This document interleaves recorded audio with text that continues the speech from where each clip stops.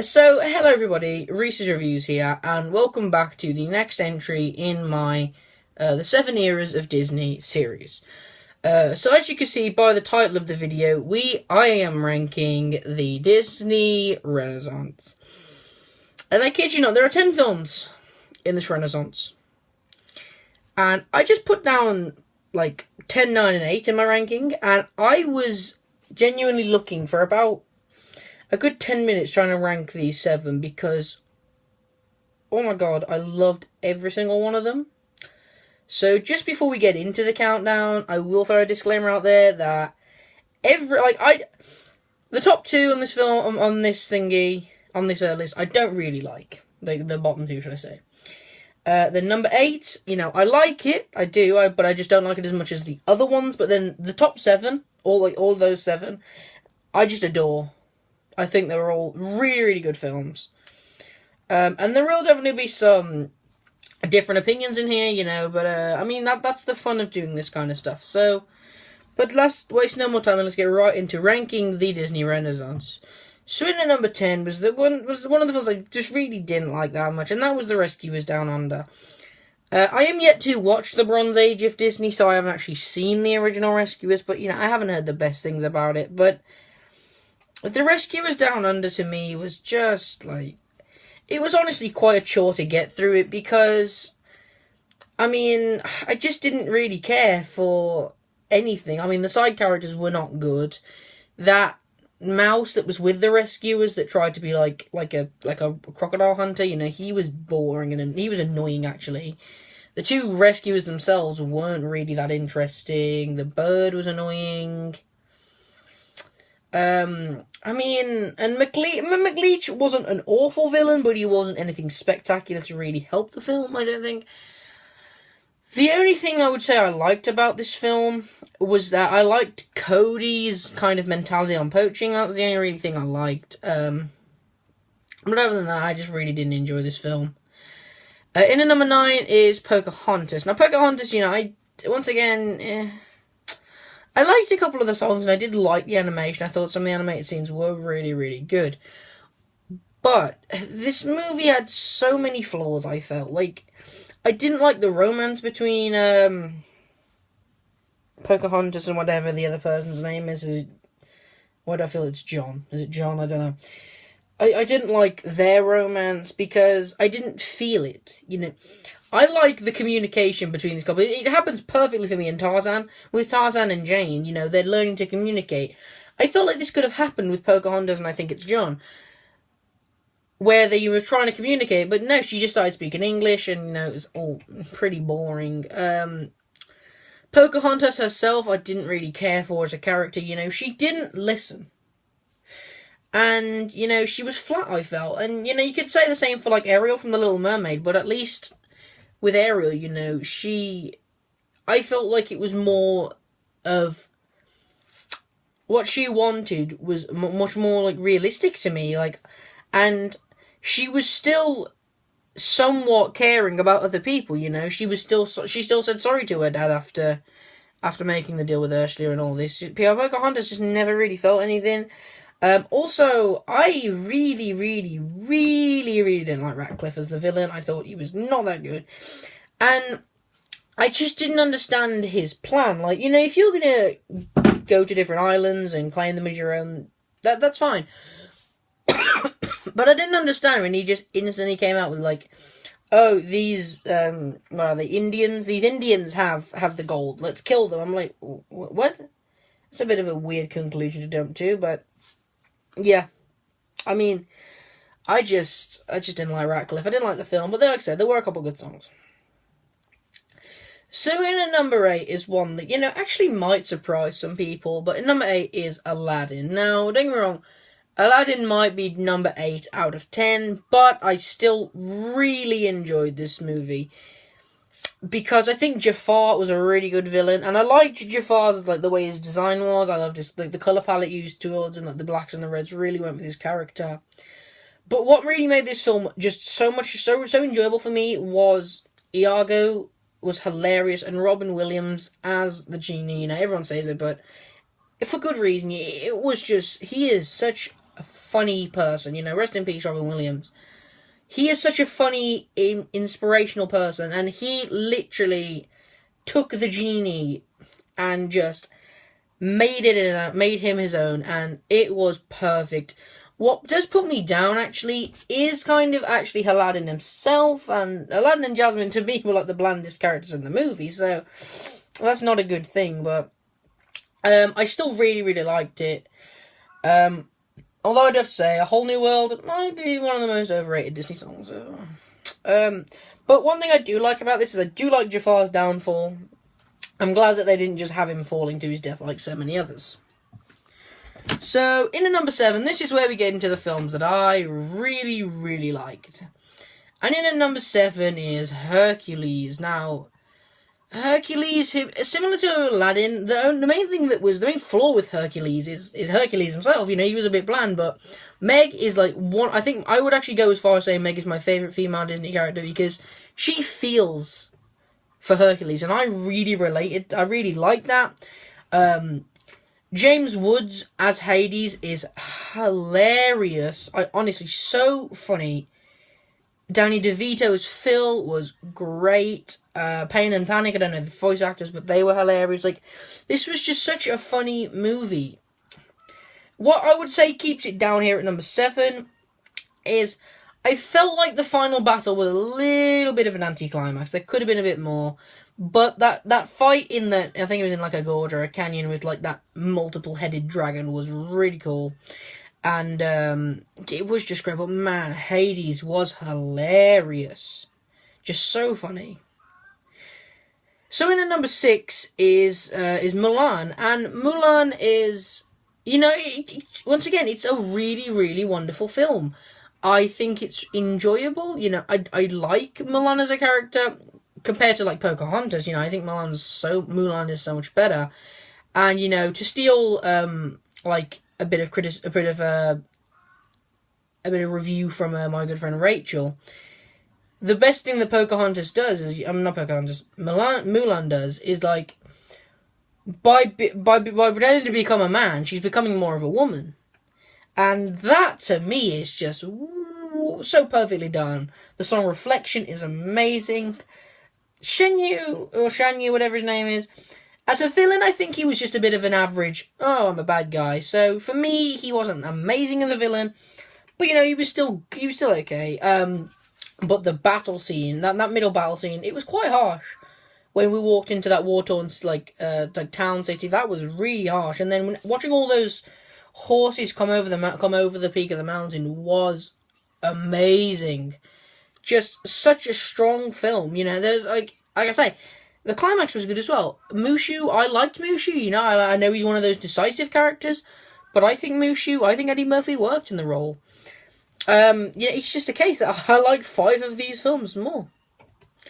So in at number 5, you know, this is one that everyone loves, and I love it too. You know, I just once again love the films above it just a little bit more. But in at number 5, it's Beauty and the Beast. I really liked Beauty and the Beast. It has my favourite Disney, not my favourite Disney song, but my favourite Disney staging for the song, and that was Be Our Guest. I absolutely loved Be Our Guest. And the animation for that whole segment was just amazing. I liked Belle as a character. She was definitely like a likeable character as well. Like, you know, like, she was willing to be captured by this beast to save her father, and that was really nice. And then I liked the Beast as well. Like, you know, he had a real innocence to his character in a way. Lumiere and Cogsworth were hilarious. All of the furniture was really good. And Gaston was just this really strong villain that was kind of like, he just loved himself. And you know, what I love so much about Beauty and the Beast is Gaston and the Beast almost switch places in the end. You know, Gaston becomes this evil beast. And, that to me was just really good. I mean, and the ballroom scene is stunning. I mean, I could have done without seeing the Beast turn into a human, but, yeah. And then, it was also funny as well. Like I say, LeFou was funny. Gaston himself had made me laugh. The Beast. They were all just really good characters. And, you know, I love the message, you know, find the beauty within. It's very clear. It's very, message. It's a message it's used a lot, but, it's a good one. So in at number 4 is Tarzan. Now, I actually thought I'd watch Tarzan, but I never did because I watched the Disney series. But my God, was Tarzan just a proper spectacle. And the main thing I loved about Tarzan is there was always this constant thing that kept you on the edge of your seat. There was like the 2 chases with the leopard or the cheetah, whatever it was. There was the bamboo chase. There was the final showdown, and I just loved this kind of thing. I think Jane and Tarzan's interactions to start with are really nice. I loved the monkeys, and I think it's Carla, the mother. I loved her and how she was like, she just saw Tarzan. She didn't see him as a replacement for the baby she'd lost. She just didn't want him to be alone, and I liked that. Kerchak was just really nice. I loved Turk and Tantor, really good side characters. And Clayton, to me, I don't know if he's underrated, because he is kind of one note, but I still think he was very menacing, and I just liked him. So in number 3 was definitely the surprise of this list, this Watch of the Renaissance. The Hunchback of Notre Dame. I see it quite a lot, rated quite lowly, and I know a lot of people don't like it. It is one that definitely, it's dark for a Disney movie, I will admit. Frollo's villain song, I swear, is about raping Esmeralda.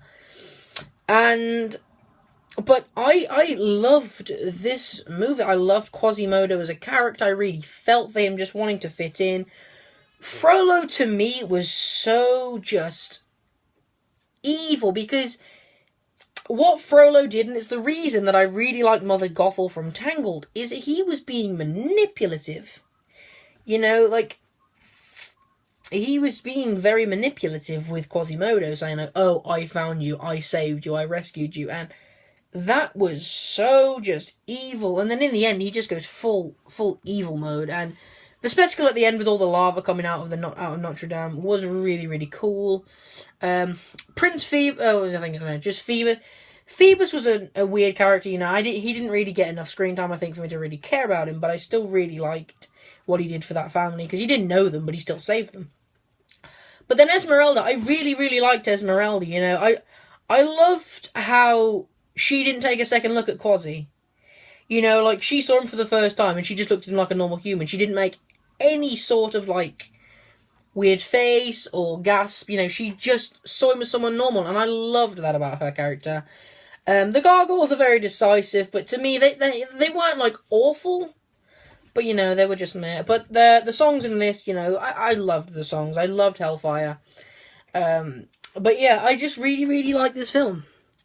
So in number 2 is the one that I literally finished watching this about 20 minutes ago, and that is The Little Mermaid. What a film. It was just so just amazing. Honestly, I absolutely loved this film. I thought it was just stunning.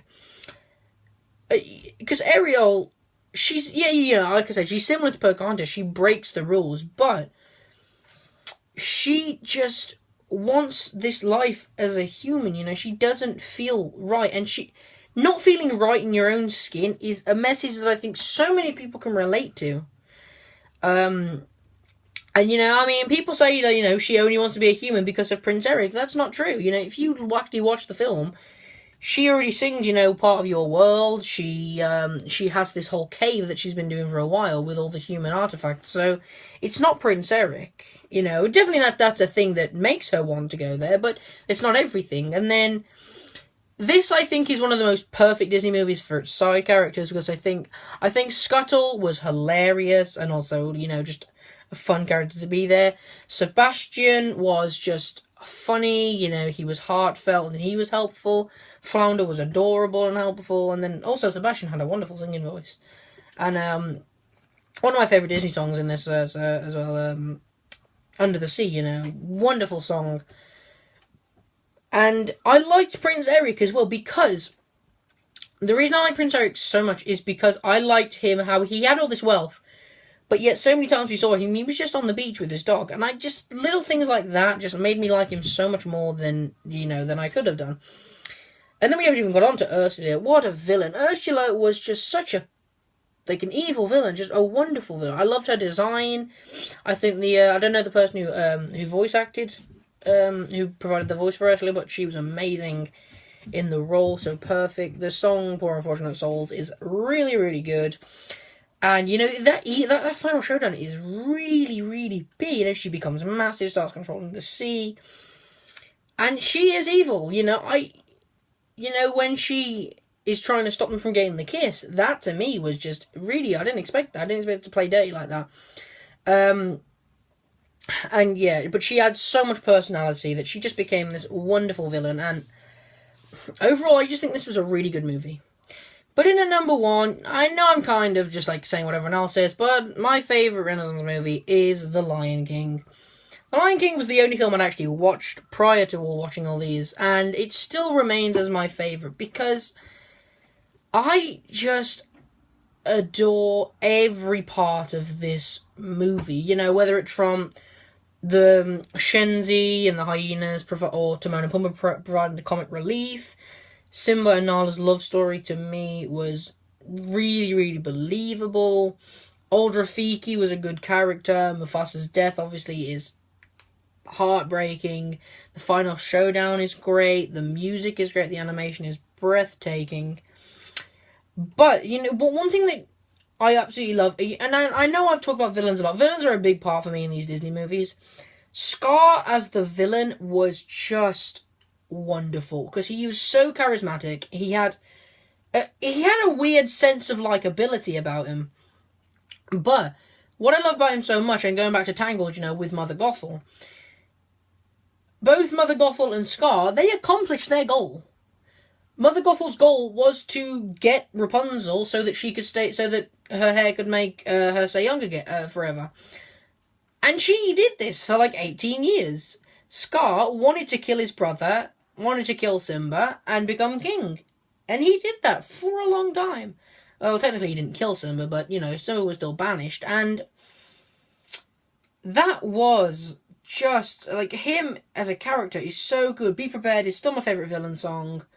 And that moment as well, that part of the movie where Simba sees his dad in the sky and he's like, "You have forgotten who you are, and so you have forgotten me." It's heartbreaking, and it's epic. It honestly is epic. I absolutely loved The Lion King. What can I say? I mean, I'm really skeptical about the 2019 remake, but we'll see. But that was my ranking of the Disney Renaissance. I absolutely loved it. Definitely holds up to what I've heard from it. I would say it's my favourite era of Disney, definitely. Just such a wonderful era, so many masterpieces. So tell me in the comment section what you thought of the Disney Renaissance, Do you like it as much as other people? Do you think that it's full of overrated movies? Who knows? But leave a like on the video if you like the video, because then it lets me know that you like it. And it lets me know that I'm doing something worth watching. And subscribe to stay updated with my channel. And with all my future videos. So yeah, thank you very much for watching, and I'll see you in the next video. Goodbye.